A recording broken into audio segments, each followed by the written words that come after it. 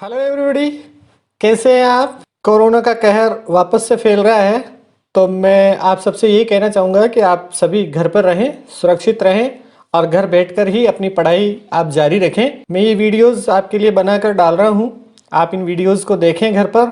एक बार नहीं, 2 बार 4 बार, जितनी बार आप देखें कोई दिक्कत नहीं है।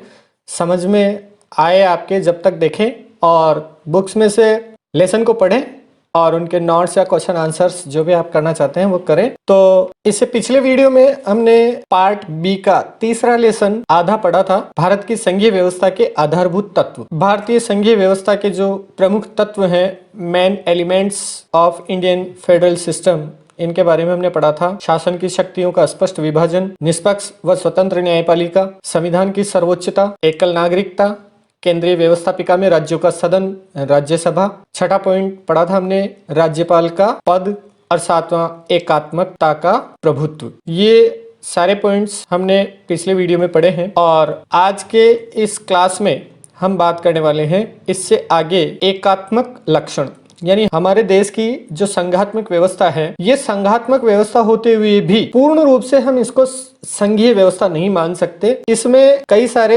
एकात्मक व्यवस्था के लक्षण भी नजर आते हैं। तो वो कौन कौन से लक्षण हैं जो इसे एकात्मक रूप प्रदान करते हैं, आज इन्हीं सब पॉइंट्स पर हम चर्चा करने वाले हैं इस वीडियो के दौरान। तो वीडियो को आप पूरा देखें बिना स्किप किए हुए और बिना डाउनलोड करे, आप ऑनलाइन ही इस पूरे वीडियो को देखें। तो चलिए शुरू करते हैं। संघीय व्यवस्था में एकात्मक लक्षण। संघात्मक व्यवस्था के होते हुए भी भारतीय संविधान को पूर्ण संघीय नहीं माना गया है। यानी कहने को तो संघात्मक व्यवस्था है, लेकिन फिर भी हम इसे, जैसे दूसरे कंट्रीज में जो संघात्मक व्यवस्थाएं हैं, कनाडा, स्विट्जरलैंड, अमेरिका, जो पूर्ण संघ के रूप में माने जाते हैं, वैसा हमारे यहाँ नहीं है। क्योंकि भारतीय संविधान में कुछ ऐसे प्रावधान हैं जो एकात्मक होने के साक्षात प्रमाण हैं। वे विशेषताएं जो भारतीय संविधान को एकात्मक रूप देती हैं, वे निम्नलिखित हैं। अब हम एक एक पॉइंट करके और इन पर हम चर्चा करते हैं कि वो कौन सी बातें हैं जो भारतीय संघात्मक व्यवस्था को संघात्मक होते हुए भी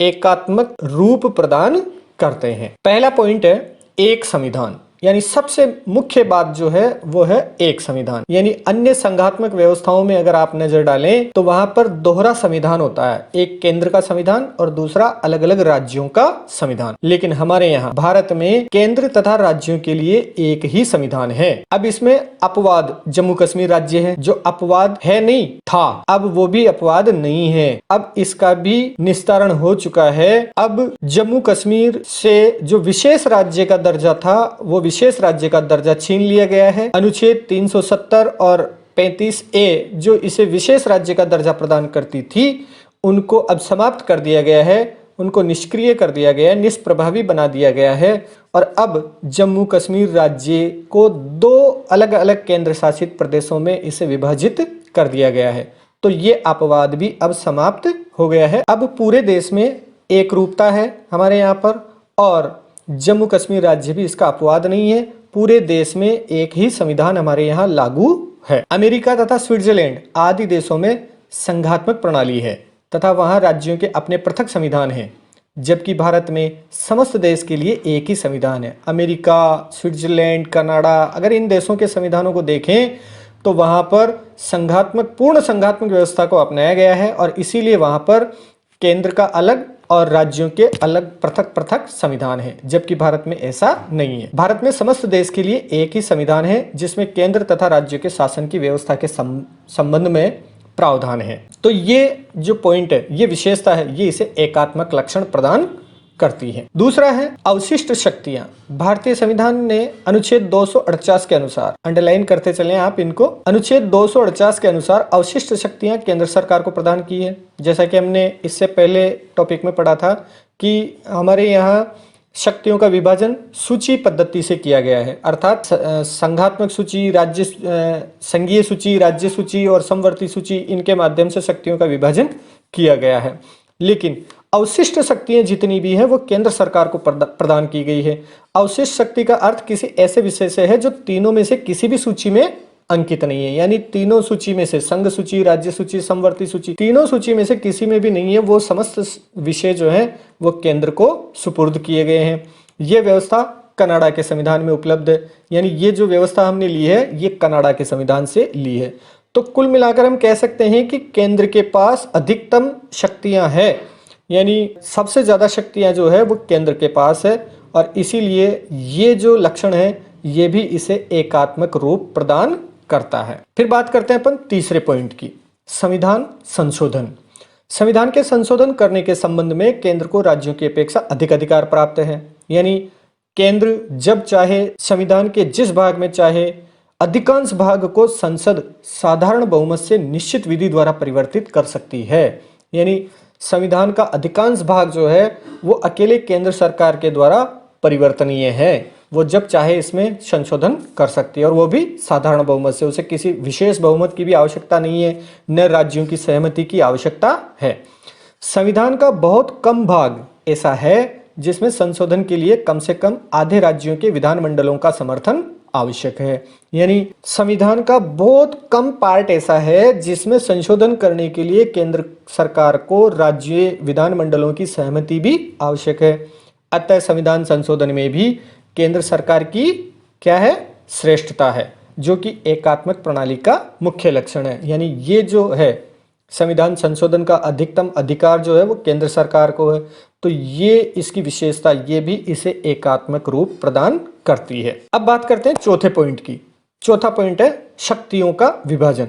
संविधान में शक्तियों का विभाजन केंद्र के पक्ष में है। यानी हमारे यहाँ, जैसा कि मैंने पहले बताया था, शक्तियों का विभाजन सूची पद्धति से किया गया है। तो संघ सूची में राज्य सूची की अपेक्षा बहुत महत्वपूर्ण विषय अंकित किए गए हैं। पहली बात तो ज्यादा टॉपिक्स संघ सूची में 97 टॉपिक्स हैं, 97 विषय संघ सूची के अंतर्गत रखे गए हैं, और ये 97 भी बहुत ही इंपॉर्टेंट, बहुत ही महत्वपूर्ण जो विषय हैं वो केंद्र सूची में यानी संघ सूची में रखे गए हैं। इसके अतिरिक्त संघ सूची के विषयों की कुल संख्या 97, जबकि राज्य सूची में कम महत्व वाले 66 विषय अंकित हैं। यानी राज्य सूची में 66 विषय हैं और वो भी कम इंपॉर्टेंस के हैं। इसके अतिरिक्त समवर्ती सूची में कुल 47 विषय अंकित हैं। संघ सूची में अंकित विषयों पर केंद्र अथवा संसद कानून बनाती है। केंद्र अथवा यानी केंद्रीय संसद जो है वो इन पर कानून बनाती है। राज्य सूची में अंकित विषयों पर राज्य विधानमंडल कानून बनाता है, किंतु कुछ विशेष अवस्थाओं में संसद भी राज्य सूची में अंकित विषयों पर कानून बना सकती है। यहाँ फिर आप देख लीजिए, फिर संसद को यानी केंद्र को ज्यादा शक्तिशाली बनाया गया है। यानी जो राज्य सूची के विषय हैं इन पर भी कुछ विशेष परिस्थितियों में संसद इन पर भी कानून बना सकती है। फिर तीसरी जो सूची है समवर्ती सूची में अंकित विषयों पर दोनों यानी केंद्र सरकार और राज्य सरकार दोनों कानून बना सकती है। लेकिन यदि राज्य सरकार द्वारा निर्मित कानून केंद्रीय कानून का विरोध करता है या इनमें टकराव की स्थिति पैदा होती है तो राज्य सरकार द्वारा निर्मित कानून उस सीमा तक रद्द कर दिया जाता है जिस सीमा तक वह केंद्र सरकार के कानून का विरोध करता है, और तब केंद्र का कानून लागू कर दिया जाता है। यानी अगर अब यहाँ हम देखें तो शक्तियों के विभाजन में भी केंद्र को शक्तिशाली बनाता है, जो कि एकात्मक सरकार का मुख्य लक्षण है। यानी ज्यादा शक्तियां केंद्र को दी गई है, महत्वपूर्ण विषय केंद्र को दिए गए हैं, राज्य सूची पर भी केंद्र कानून बना सकता है, समवर्ती सूची पर भी केंद्र बना सकता है, तो कुल मिलाकर केंद्र को अधिक शक्तिशाली बनाया गया है। और इसीलिए हम कह सकते हैं कि हमारा जो शासन व्यवस्था है संघात्मक होते हुए भी इसमें एकात्मकता के लक्षण नजर आते हैं। पांचवा पॉइंट है आपात शक्ति। यानी प्राय संघात्मक संविधान को एकात्मक रूप देने के लिए संशोधन करना आवश्यक होता है। यानी संघात्मक व्यवस्था जहां होती है और संघात्मक संविधान को अगर आपको एकात्मक रूप देना है, उसे सेंट्रलाइज करना है, तो उस संविधान में पहले संशोधन करना आवश्यक होता है। परंतु भारतीय संविधान में ऑलरेडी ऐसी व्यवस्था की हुई है। भारतीय संविधान की विशेषता है कि संशोधन किए बिना इसको एकात्मक रूप दिया जा सकता है। अब वो कैसे? यानी इसमें पहले से ही हमारे संविधान में ऐसी व्यवस्थाएं की हुई है, ऐसे अनुच्छेद बनाए गए हैं, ऐसे कानून बनाए गए हैं जिसके द्वारा इसको एकात्मक रूप दिया जा सकता है। संविधान के अनुच्छेद 352, 356 तथा 360 अंडरलाइन कर लें आप इनको और याद रखें कि धारा 352, 356, 360 के अनुसार राष्ट्रपति आपात स्थिति की घोषणा कर सकता है, आपातकाल की वो घोषणा कर सकता है। अनुच्छेद अब इनकी तीनों की अलग अलग है। अनुच्छेद 352 कब लगाया जाएगा, 356 कब लगाया जाएगा, 360 कब लगाया जाएगा। अनुच्छेद 352 के अनुसार यदि राष्ट्रपति को विश्वास हो जाए कि युद्ध, बाह्य आक्रमण या सशस्त्र विद्रोह के कारण भारत की सुरक्षा खतरे में है, तो ऐसी स्थिति में अनुच्छेद 352 के अंतर्गत किस समस्त देश में या देश के किसी एक भाग में वह आपात स्थिति की घोषणा कर सकता है 352 के अंतर्गत। और 352 में कौन सी परिस्थितियां होनी चाहिए?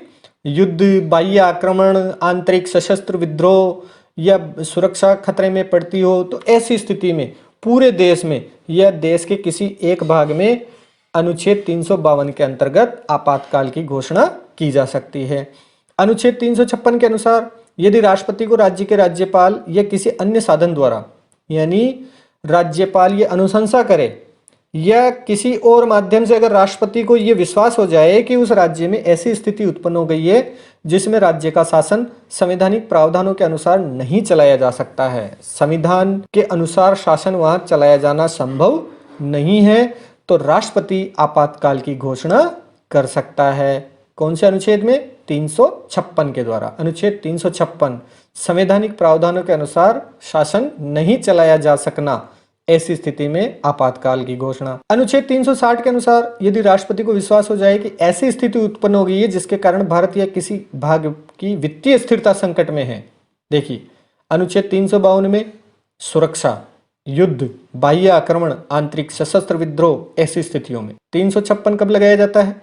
जब किसी राज्य का शासन संवैधानिक प्रावधानों के अनुसार नहीं चलाया जा सकता हो। 360 कब लगाया जा सकता है? जब राष्ट्रपति को यह विश्वास हो जाए कि भारत, पूरे संपूर्ण भारत में या इसके किसी भाग में अर्थात किसी राज्य में वित्तीय संकट की स्थिति उत्पन्न हो गई है, तो उस वित्तीय संकट की स्थिति में राष्ट्रपति जो है अनुच्छेद 360 के अंतर्गत वहां पर आपातकाल की घोषणा कर सकता है। फिर बात करते हैं अपन छठे पॉइंट के बारे में, जो भी इसे एकात्मक रूप प्रदान करता है, और वो है राज्यसभा में राज्यों का असमान प्रतिनिधित्व। संघीय प्रणाली में दूसरा सदन, संघीय प्रणाली में दो सदन होते हैं। केंद्रीय जो व्यवस्थापिका है, संसद जिसको हम बोलते हैं, उसमें दो सदन होते हैं, लोकसभा और राज्यसभा। तो संघीय प्रणाली में दूसरा सदन प्राय समानता के आधार पर राज्यों का प्रतिनिधित्व करता है। जैसे अमेरिका की अगर हम बात करें तो अमेरिका में जो दूसरा सदन है उसमें राज्यों का प्रतिनिधित्व होता है और प्रत्येक राज्य से 2 सदस्य चुनकर जाते हैं, तो राज्यों का समान प्रतिनिधित्व होता है उसमें।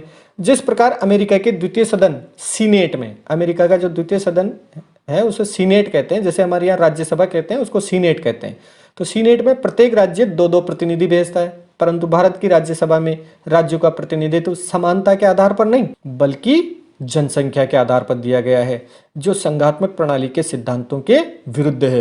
अर्थात ये संघात्मक शासन व्यवस्था के विरुद्ध है और यही विशेषता इसे एकात्मक रूप प्रदान करती है। अब अगला पॉइंट, एकल नागरिकता। जैसे एकल संविधान, ऐसे ही एकल नागरिकता। अमेरिका तथा स्विट्जरलैंड के संविधानों में दोहरी नागरिकता की प्रथा है, यानी वहां चूंकि 2 संविधान होते हैं, एक केंद्रीय संविधान और एक राज्य का संविधान, तो स्वाभाविक है कि वहां नागरिकता भी 2 तरह की होती है। अमेरिका स्विट्जरलैंड के संविधानों में दोहरी नागरिकता की प्रथा है। प्रत्येक व्यक्ति संघ का नागरिक होने के साथ साथ अपने राज्य का भी नागरिक होता है। उस राज्य की ओर से उसको कुछ विशेष अधिकार प्राप्त होते हैं। भारतीय संविधान में दोहरी नागरिकता की प्रथा नहीं है, अपितु सभी व्यक्ति भारत के ही नागरिक हैं, चाहे वो किसी भी राज्य के हों। सभी को समानता के आधार पर संविधान की ओर से अधिकार प्राप्त हैं। तो एकल नागरिकता ये भी एक ऐसा पॉइंट है जो इसे संघात्मक रूप देने के बजाय एकात्मक रूप प्रदान करता है। अगला पॉइंट है प्रारंभिक बातों में एकरूपता। कुछ प्रारंभिक बातों की एकरूपता भारतीय संविधान की मुख्य विशेषता है। जैसे समस्त देश के लिए एक ही प्रकार के दीवानी तथा फौजदारी कानून का प्रबंध किया गया है, यानी जितने भी संघात्मक शासन व्यवस्थाएं हैं अमेरिका, स्विट्जरलैंड वगैरह, इनमें तो इनमें अलग अलग राज्यों में अलग अलग तरह के कानून होते हैं, लेकिन हमारे यहाँ पर समस्त देश के लिए एक ही प्रकार के दीवानी और फौजदारी कानून का प्रबंध किया गया है। इसी के साथ देश के लिए एक ही चुनाव आयोग है, यानी दीवानी और फौजदारी कानून तो पूरे देश में एक ही है ही, इसके अलावा चुनाव आयोग भी पूरे देश के लिए एक ही है। अखिल भारतीय सेवाओं के सदस्य केंद्र तथा राज्यों में शासन का प्रबंध करते हैं, यानी अखिल भारतीय सेवाएं एक ऐसी है जो पूरे देश को जोड़े हुए रखती है, जबकि इन सेवाओं के अधिकारियों की नियुक्ति केंद्र सरकार द्वारा की जाती है। अखिल भारतीय सेवाओं के जो अधिकारी होते हैं इनकी नियुक्ति केंद्र सरकार के द्वारा की जाती है, परंतु वे राज्य सरकारों के उच्च पदों पर कार्य करते हैं।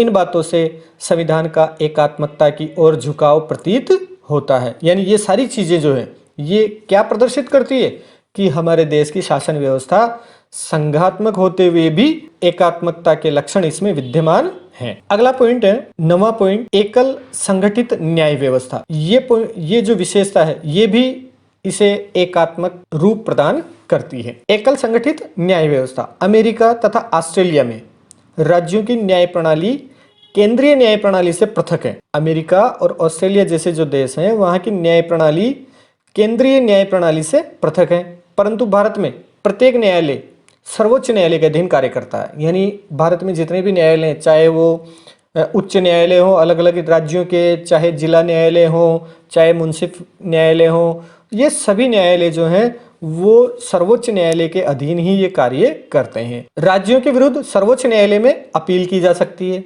यानी किसी राज्य के विरुद्ध अगर अपील करनी है या उस राज्य के जो उच्च न्यायालय है वहां के फैसले से आप संतुष्ट नहीं है तो आप सर्वोच्च न्यायालय में अपील कर सकते हैं। इसी प्रकार राज्यों के छोटे न्यायालय वो उच्च न्यायालय के अधीन होते हैं। इन छोटे न्यायालयों के निर्णय के विरुद्ध उच्च न्यायालय में अपील की जा सकती है। अतः एकल संगठित उच्च न्यायालय प्रणाली संघात्मक राज्य का नहीं बल्कि एकात्मक राज्य का लक्षण माना जाता है। तो इसके आधार पर भी हम कह सकते हैं कि भारत की संघीय जो व्यवस्था है वो संघात्मक होते हुए भी एकात्मक रूप लिए हुए है। 10वां पॉइंट है राज्यों को पृथक होने का अधिकार नहीं है। यानी हमारे यहाँ पर ऐसा कोई प्रावधान नहीं है कि कोई भी राज्य भारत संघ से अलग हो जाए। भारत संघ के राज्यों को संघ से पृथक होने का अधिकार नहीं है। इस संदर्भ में उल्लेखनीय है कि 1963 में संविधान के 16वें संशोधन द्वारा ये स्पष्ट किया गया है कि संघ से पृथक होने के पक्ष पोषण को, यानी संघ से पृथक होने का जो के पक्ष पोषण को वाक स्वातंत्र्य संरक्षण प्राप्त नहीं होगा। यानी अगर इस प्रकार का कोई वक्तव्य देता है, इस प्रकार का कोई भाषण देता है, इस प्रकार का कोई स्टेटमेंट देता है तो उसे स्वतंत्रता का अधिकार नहीं कहा जाएगा। यानी उस वाक स्वातंत्र्य यानी बोलने के अधिकार के रूप में नहीं देखा जाएगा, बल्कि उसे तुरंत उसके खिलाफ कार्रवाई की जाएगी।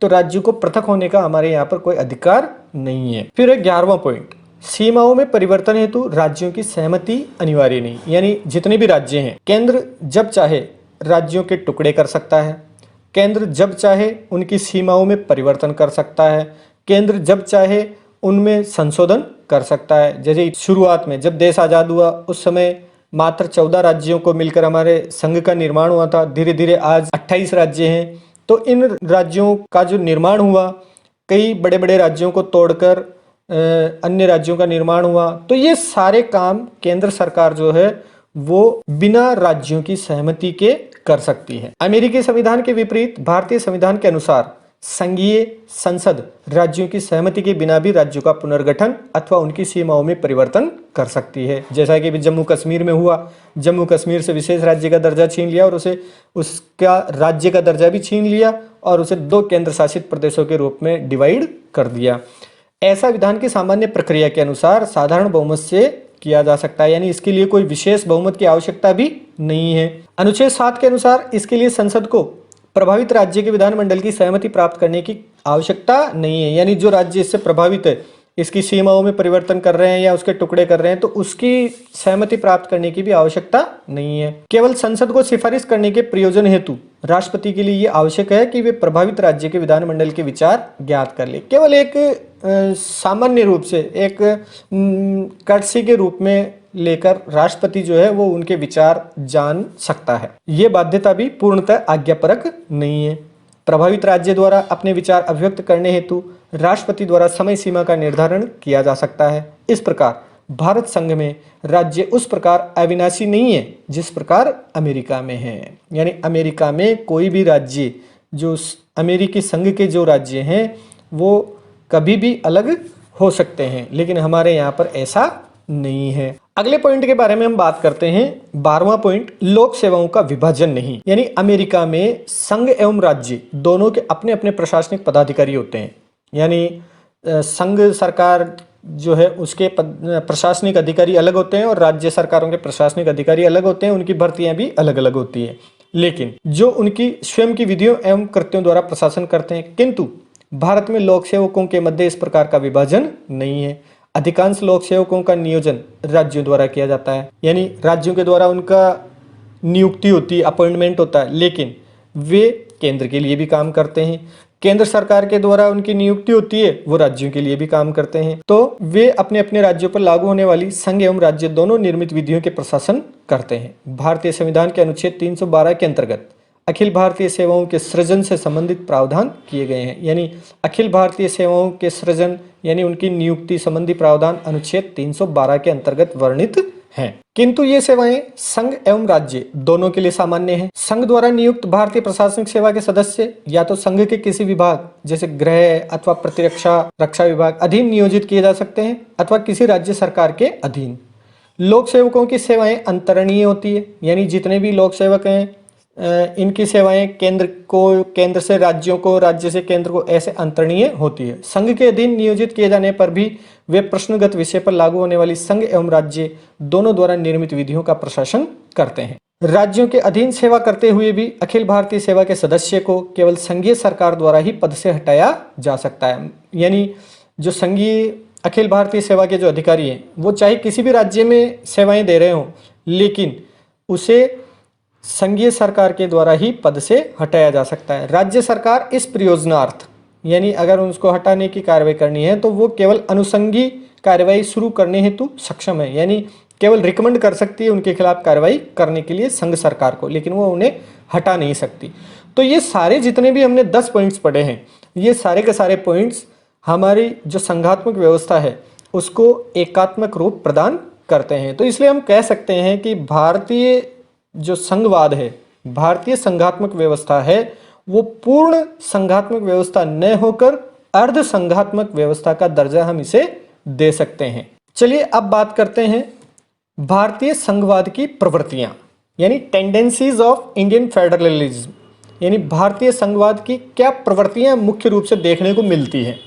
भारतीय संघवाद संविधानविद केसी वियर के शब्दों में, अंडरलाइन कर लें आप, अर्ध संघीय है। केसी वियर के शब्दों में क्या है, अर्ध संघीय है, यानी पूर्ण संघ हम इसे नहीं कह सकते हैं। ग्रेनविले ऑस्टिन ने इसे सहयोगी संघवाद कहा है, अंडरलाइन कर लें। केसी वियर ने अर्ध संघीय कहा है, ग्रेनविले ऑस्टिन ने इसे सहयोगी संघवाद कहा है। स्वयं डॉक्टर भीमराव अंबेडकर ने इसे कठोर संघीय ढांचा मानने से इनकार किया है, यानी संविधान के निर्माता जो भीमराव अंबेडकर साहब हैं उन्होंने भी इसे कठोर संघीय ढांचा यानी पूर्ण संघीय ढांचा मानने से इनकार किया है। मॉरिस जोन्स ने इसे सौदेबाजी वाला संघवाद माना है, अंडरलाइन कर ले। मॉरिस जोन्स ने इसे सौदेबाजी वाला संघवाद माना है, परंतु यह सत्य है कि भारतीय संघवाद विशुद्ध सैद्धांतिक संघवाद नहीं है और विशिष्ट बहुलवादी परिस्थितियों में इसे एकात्मक शक्ति प्रदान की गई है, यानी विशिष्ट परिस्थितियों में ये संघात्मक व्यवस्था होते हुए भी एकात्मक रूप धारण कर लेती है। केंद्र को अत्यधिक शक्तिशाली बनाया गया है। विधायी, कार्यकारी और न्यायिक, विधायी, कार्यकारी और न्यायिक आपातकालीन सभी क्षेत्रों में अंतिम व निर्णायक भूमिका केंद्र की ही रखी गई है।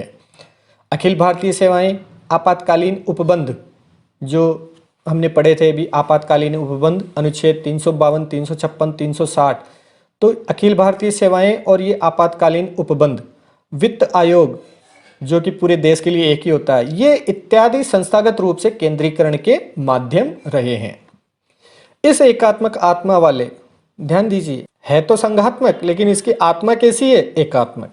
इस एकात्मक आत्मा वाले संघवाद का दूसरा पहलू यह भी है कि राज्यों को अनेक संस्थाओं के माध्यम से उचित महत्व और भागीदारी प्रदान की गई है। राष्ट्रीय विकास परिषद, अंतर्राज्यीय परिषद, अनुच्छेद 263 के अंतर्गत क्षेत्रीय परिषदें, नीति आयोग इत्यादि महत्वपूर्ण संस्थाओं से संघवादी स्वरूप में राज्य की भागीदारी को सुनिश्चित करने का प्रयास किया गया है। तो इस प्रकार हम कह सकते हैं कि भारतीय संघात्मक व्यवस्था संघात्मक होते हुए भी एकात्मक रूप लिए हुए है और इसीलिए हम इसे अन्य देशों के, अमेरिका, कनाडा, स्विट्जरलैंड, इन देशों की तरह इसे पूर्ण संघ का दर्जा नहीं दे सकते हैं। तो ये चैप्टर यहाँ ख़त्म होता है। अब इसके बाद आपको क्या करना है, इस लेसन के जो मेन नोट्स हैं वो नोट्स भी आप बनाएं और आप चाहें तो ये नोट्स मैंने बनाए हुए हैं, आप इनको पढ़ सकते हैं। ये भारतीय संविधान, भारत की संघीय व्यवस्था के आधारभूत तत्व, ये मेन नोट्स जो हैं वो मैंने बनाए हुए हैं। ये नोट्स का लिंक जो है वो मैं इस वीडियो के डिस्क्रिप्शन बॉक्स में इसका लिंक अवेलेबल कराऊंगा। आप उस लिंक को क्लिक करें, क्लिक करते ही आपको गूगल ड्राइव पर ले जाया जाएगा, वहाँ से आप इन्हें डाउनलोड कर सकते हैं और डाउनलोड करके इनको पढ़ भी सकते हैं और प्रिंट भी आप इनका निकाल सकते हैं। तो ये तो थी नोट्स की बात। अब आप चाहें तो क्वेश्चन आंसर्स करें या आप नोट्स बनाएं, लेकिन दोनों में से एक काम आपको अवश्य करना है। और इम्पोर्टेंट क्वेश्चंस जो हैं वो मैं कुछ दिनों में तैयार कर रहा हूँ। मैं कुछ दिनों में मैं आपको इम्पोर्टेंट क्वेश्चंस जो हैं वो बोर्ड एग्ज़ाम के अकॉर्डिंग जो आपके महत्वपूर्ण प्रश्न हैं वो मैं तैयार कर रहा हूँ। बहुत जल्द मैं आपको वो अवेलेबल कराऊंगा। तो तब तक आप घर बैठकर पढ़ते रहें, अपनी पढ़ाई को जारी रखें। इस वर्ष जो है वो एग्ज़ाम निश्चित रूप से होने हैं और घर से ही, मेरे को जहाँ तक लगता है, घर से ही आपको पढ़ाई करनी है और एग्ज़ाम की अच्छी तैयारी करनी है। तो बने रहिए मेरे साथ हर लेसन को पढ़ने के लिए, समझने के लिए। मिलते हैं अगली क्लास में अगले लेसन, अगले टॉपिक के साथ। तब तक have a nice day, goodbye, stay home, stay safe. घर पर रहें, सुरक्षित रहें और घर बैठकर आप पढ़ाई करते रहें।